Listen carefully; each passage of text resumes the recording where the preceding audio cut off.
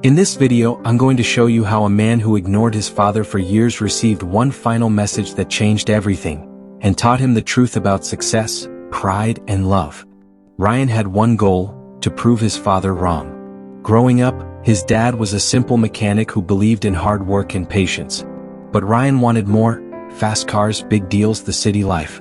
Every time his father said, "Slow down, son," Ryan rolled his eyes. He told himself, "I'll show him what real success looks like." Years passed.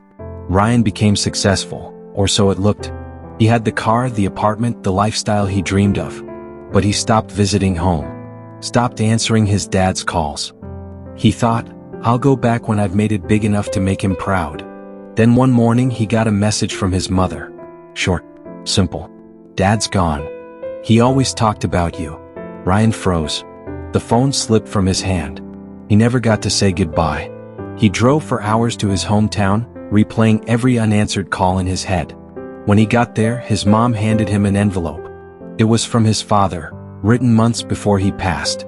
It said, "Son, I was never disappointed in you. I just wanted you to know that I was already proud, even before you proved anything."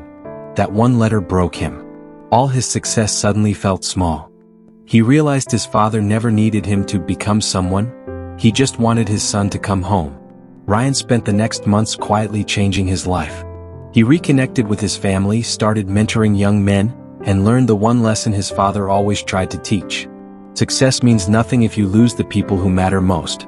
He sold his luxury car and started funding scholarships for kids from small towns like his.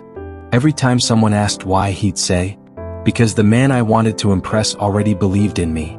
So if you're chasing something right now, money, fame, validation, just remember, the people who truly love you don't need proof.